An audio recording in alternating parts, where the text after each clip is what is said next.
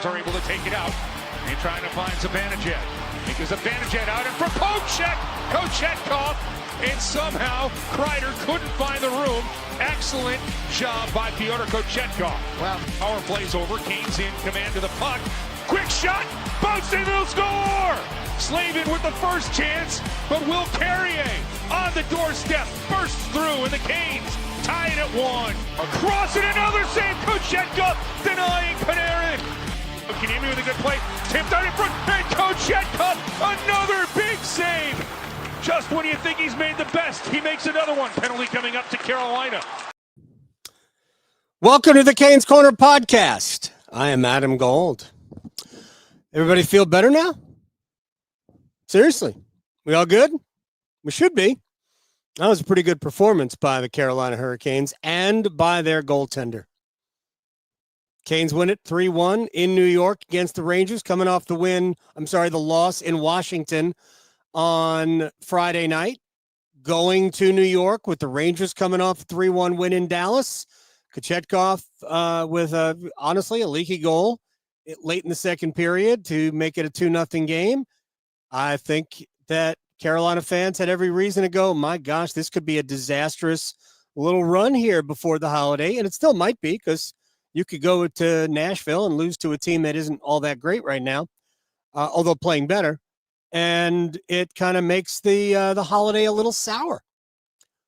But I thought the Canes were, honestly, really good. I didn't think they were bad in the first period. I thought the first period was kind of even. I understand what social media tells us. Look, we're all at times, beholden to the scoreboard, and that's how we keep score until we just determine winners and losers in games. So no moral victories, but there are times where you're trailing in a game and you actually were playing pretty well. I thought both teams played well at the start of this game. Second period, yeah, there was some help from some power plays. Kane started this second on a power play, got another one right away. And you actually heard two highlights in and around that power play. And then they got a 4-minute double minor for a high stick to Jack Roslovic. And it would have been very, very easy for the Canes to kind of go away. But they got to their game in the second period. Regardless of the power play time, I thought Carolina was better at 5-on-5, significantly so in the second period. And then even as they were asked to kill a bunch of Ranger power plays in the third period, I thought Carolina was still the better team. Now, I know what the shot numbers are going to look like at the end, and what they do look like at the end. You'd think, well, it was a pretty even game. I don't think so. I think the better team won today. I think significantly the better team won today. I thought both goaltenders were excellent. Hurricanes hit, I don't know how many posts, 5, 6 posts. They hit one in the first period. I think it was Carrier or Blake hit a post. Roslovic hit a post. Then it was Slavin hit a post. I mean, it was just post. And the Hurricanes honestly could have scored. Staal hit one. Svechnikov hit one. I mean, they were all over the place. But I thought the Canes could have scored more than the 3 that they did. Of course, the third one is the empty net goal, but they could have scored more than the 2 that they did. And the Rangers could have scored. There were goals in this game. Both goaltenders were outstanding. Carolina's goaltender was better. Wow. Can't believe you just said that. We're brought to you by the Aluminum Company of North Carolina. If it is for the exterior of your home, you can find it at the Aluminum Company of North Carolina on Hamlin Road in Durham. No place like it. Sammy Hanna and his crew do a great job. You should check them out. AluminumCompany.com. Happy holidays to the greatest Caniac, self-glossed Michael or Michelle, who is in Montreal. Thank you very much. Gastonia checking in. Roanoke Rapids checking in. Greenville, North Carolina checking in. Appreciate all of you. Let's see where else everybody is located so far. Oh, Finland. Yes, we're huge in Finland. Sebastian Aho had a good game. too, I thought. But we're going to start from the top, and we're going to start with the first star of the game. And the first star of the game did not get any of the stars at Madison Square Garden, which leads me to believe that it was predetermined. Because you couldn't have actually watched that game and didn't think that Pyotr Kochetkov wasn't the best player in it. To me, if we were splitting it and giving stars to the other team, we never do that here, just because these are not official. The stars would have gone 1 to Kochetkov, 2 to Staal, 3 to Shesterkin. Those would have been the 3 stars of the game, to me. But that's not how it worked out at Madison Square Garden. So here's what I want to talk about with regards to Pyotr. The game against the Islanders on Tuesday was start to finish excellent. Solid. Didn't have to do anything crazy. He did a couple of crazy things in that game. 4-0. Comfortable. And I think I might have said it on the radio, or I don't know, maybe I put it on Twitter, but it was certainly something that crossed my mind, is that part of me wished that game was a 2-goal game as opposed to a 4-goal game, because in a 2-goal game, you still have to be dialed in. And then we get to Washington, and again, I keep saying it, Kochetkov was great until the goal that made it 2-0. The Jacob Raanta goal. That's a goal that you can't allow, given the time.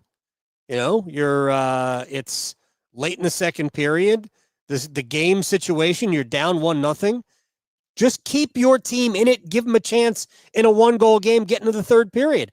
I like Carolina's chances down a goal against anybody. But that goal, and maybe that leads to the third goal, regardless, he played a wonderful game except for that goal. But those are the goals that can't go. And today, going back before the Carolina offense, which was only really 2 goals. It's a 1-0 game. You give up the goal 17 seconds in. Nobody's fault. Just a play. You're down 1-0. You're deflated because you're down 1-0. But this is where I thought Carolina played a good first period. He was really good in the period as well. Both goaltenders were. And the second period, you're on the second power play, and you get that Zibanejad to Kreider play, shorthanded, and Kreider is a shorthanded goal savant. It's a specialty. And he is alone on Kochetkov. Pyotr tries the poke check. That isn't working, but he gets the pad out. And he denies Kreider, Kreider was as incredulous as Aho was when Aho's pass, when the pass, I think it was from it was from Jarvis across to Aho, where Sebastian couldn't finish that. I mean, he just stood and laughed that he didn't score a goal there. But Kochetkov makes that's the play of the game. Because if that goes and it's 2-0, A, it's a shorthanded goal, so that's deflating. B, you're down 2-0. The Rangers get all this momentum you get from a shorthanded goal, but it's a save. You go the other way. After the penalty expires, William Carrier scores the goal in tight. So, to me, Carrier's goal was awesome. Roslovic's goal was awesome. All the other saves were awesome. That's the moment of the game right there. Because if it goes the other way, if Kreider scores 2-0, we've already discussed it. Are you going to win the game? I mean, probably not. But Kochetkov gave you a chance. And then he kept giving you chances. Because after that save, there was another save on Kreider. One on Adam Edstrom, who was alone on a breakaway. I think both of those were after it was already 2-1. But still, as well as they played the second period, you want to get to the house, get to orange wedges with with a lead, and you did thanks to your goalie. And then in the third period, the Rangers had multiple power plays, as we said was going to happen. Panarin, great chance, save. Trocheck, great chance, doorstep, save. Riley Smith on the power play, pass across to Smith from, I think, Panarin, or maybe it was Lafreniere. And Kochetkov read it the whole way, and he was on it. It didn't even have to be a great save. That was, athleticism, quickness, positioning personified. Another save. Then he gets Jimmy Vesey later. There were, according to Natural Stat Trick, there were 9 high-danger shots at Kochetkov, and he stopped 8 of them.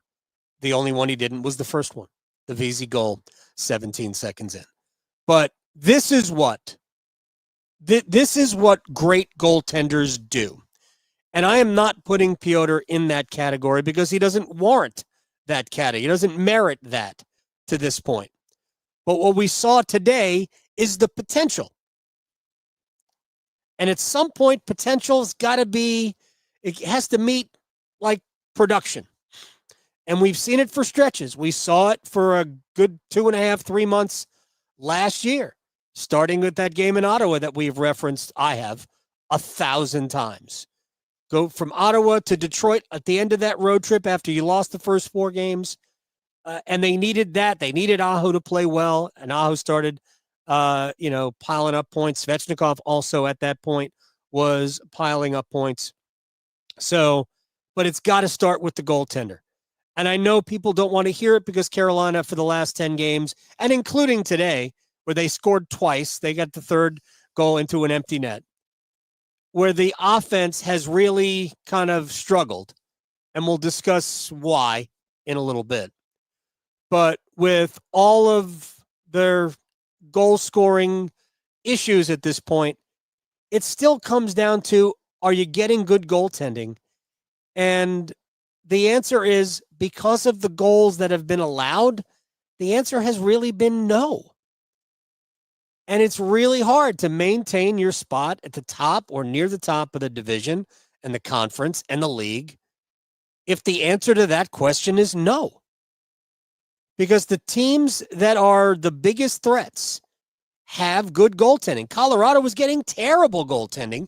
Their results weren't great. Good, but not great, like Carolina's. And they went out and they got Mackenzie Blackwood, which, honestly, I don't even know if he's really the answer. But Colorado has proven, Darcy Kuemper, that you don't need great if the rest of you is great.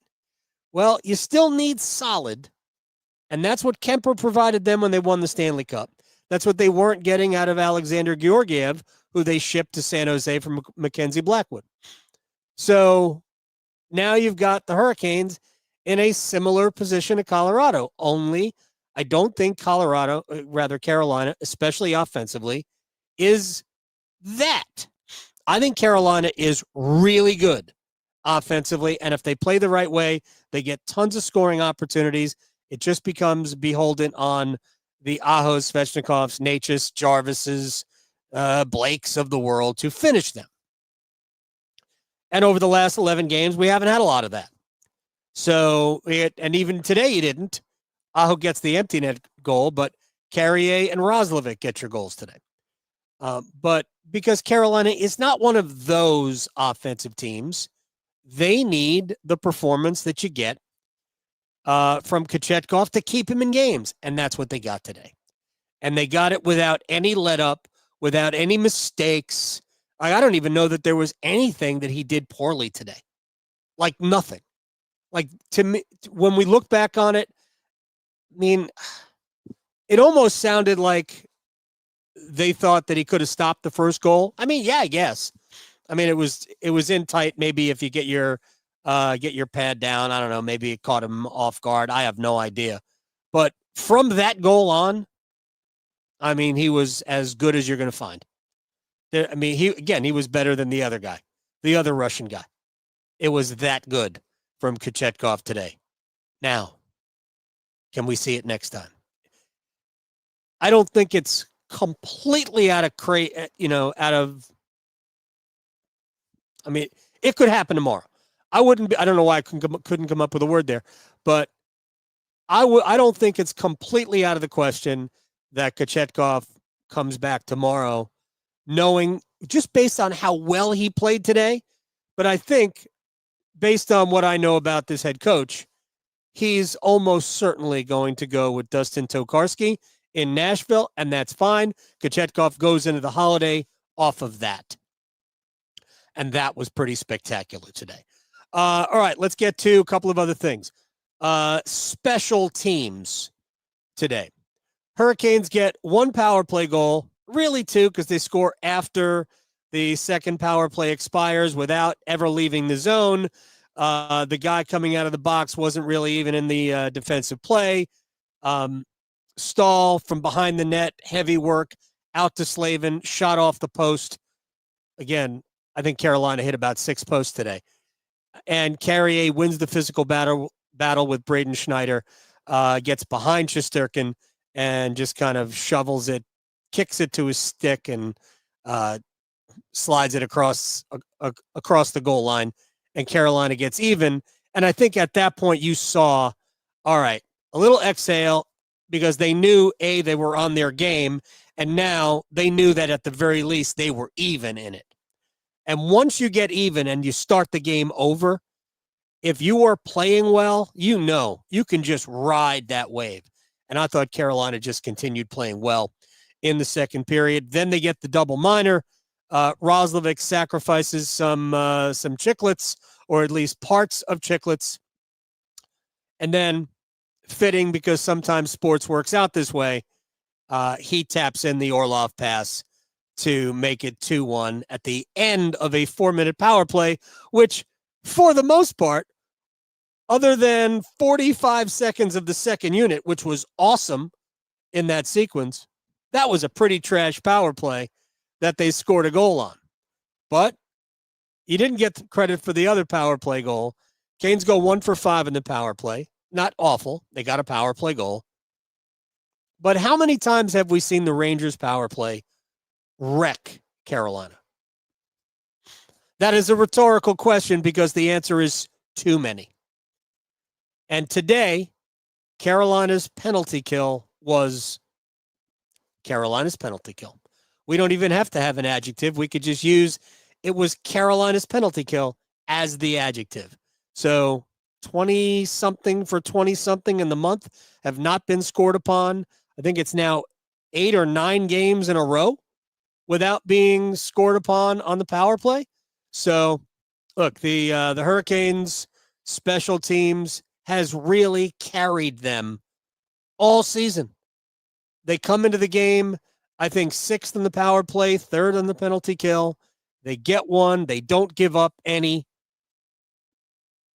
You know, the Hurricanes, this was a game, we talked about the game in Washington where the margins hurt. Today was a game where Carolina was probably better within the margins.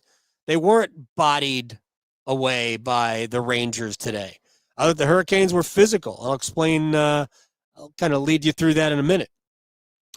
But special teams, some physicality, great goaltending, all adds up to a Hurricanes win.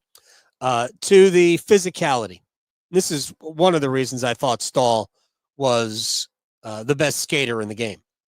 Played 17:47. That's a lot for Jordan Staal. But he was 13 of 25 in the faceoff circle. After the fact, they went and switched a win to a loss. 13 of 25, so better than 50%. That's cool. He had 5 hits. He had an assist. That was his 400th NHL assist. William Carrier had a goal. He had 4 hits. Tyson Jost had 4 hits in under 9 minutes. 4 hits in 8:42. Tyson Jost was excellent today. He didn't play a ton. Robinson didn't play a ton. Jackson Blake didn't play a ton. They were all under 10. I think the Jost and Blake might have been under 9. But they got, I thought, good, solid performances from pretty much everybody in the lineup today. It was an impressive performance. And yeah, okay, there were only 2 real goals. The third goal was the empty netter. But I thought Carolina was the better team, even though both teams allowed more. I mean, I can go check it out in a second, but I'll bet you the expected goals was higher than essentially 2-1. I'll bet you the expected goals in this game was probably, I don't know, 4-3 in favor of Carolina. And we end up in a 3-1 hockey game. Let me just go pull this up. Expected goals at 5-on-5 was 2 3/4 to 2.5, roughly. I'm rounding here. Expected goals for the game, good guess by me. Hurricanes, according to Natural Stat Trick, maybe should have won the game 5-3. And it was 3-1. Great goaltending. Great goaltending today by Kochetkov and by Shesterkin. All right. Rod Brindamore has wanted the top players to play like top players. And I don't think we saw vintage Aho or Svechnikov today. And that's really who Rod's been talking about. And I'm not going to get into players that I think other players right now who I think could give more. We're just going to deal with those two. Aho played nearly 24 minutes today, and I thought was good. I thought he was really good start to finish. I think when you've got guys like Aho and Svechnikov who aren't getting any puck luck, who are maybe, and I know Tripp used the phrase beating up the puck in Washington, where he had a hard time handling the puck, making good connection, like in a one-timer, stuff like that. There was a side of the goal opportunity, actually back-to-back. Svechnikov just kind of shot it right into Lindgren. Aho didn't even get a shot on net with a golden chance at the side of the goal. And so when you're going through these lulls in your goal scoring, it just eats away at your confidence. But I thought Aho passed up some shots he probably should have taken. Andre definitely did. Others did too, but again, we want to talk about just these two.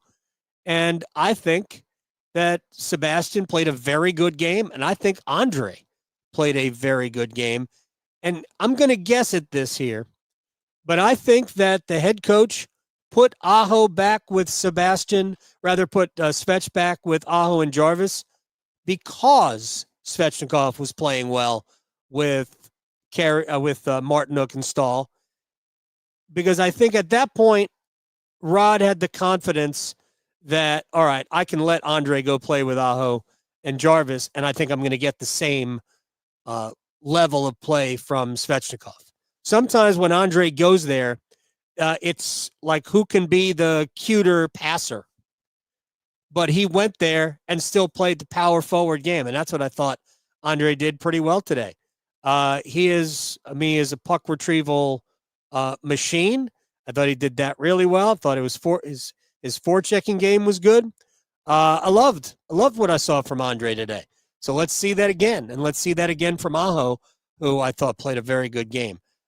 So the top players need to be those top players. So those guys were good. The Staal line was, again, just incredible.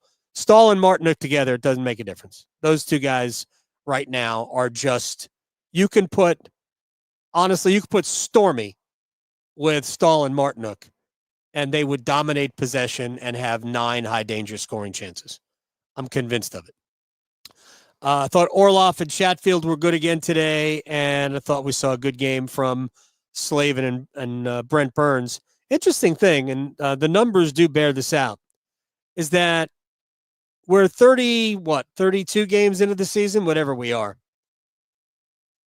It's kind of been just an okay year for Jacob Slavin. And this is okay by his standards. Any other, defensive defenseman does what Slavin is doing, and you go, yeah, it's good. That's good. But we expect, flawlessness from Slavin, and we haven't really gotten it. And I've said this before. I'm not sure that Burns, on many nights, hasn't been better than his partner. That's how good I think Burns has been defensively. Now, that really speaks to Slavin playing at times poorly. But I thought they were very good today, and I have no doubts at all that we're going to see the best from Jacob Slavin from here through April into May and maybe even into June. But Jacob Slavin was very good today, as was Brent Burns. And Slavin's shot, he was denied by the post like it seemed half the team. So that was a good win by Carolina today. They will go to Nashville for a big one tomorrow night. It would be nice to close out this portion of the schedule with 2 wins out of 3. And then you start the post-Christmas run in New Jersey, home against New Jersey, back-to-back, Friday and Saturday. And then you go to Columbus on New Year's Eve for a game against the Blue Jackets. So, good performance, great goaltending. Thanks to Pyotr Kochetkov for helping Carolina get 2 points closer to the Washington Capitals. All right, that'll do it for us. I am Adam Gold. Thank you very much for hanging out on this penultimate pre-Christmas Canes Corner podcast. We're brought to you by the Aluminum Company of North Carolina. If it's for the exterior of your home, you can find it at the Aluminum Company of North Carolina on Hamlin Road in Durham. No place like it. Sammy Hannon and his crew do a great job. You should check them out. And by the way, the Panthers just beat the Cardinals in overtime. Isn't that cool? We'll see everybody tomorrow when the Hurricanes take on the Predators. I thank you very much. See you.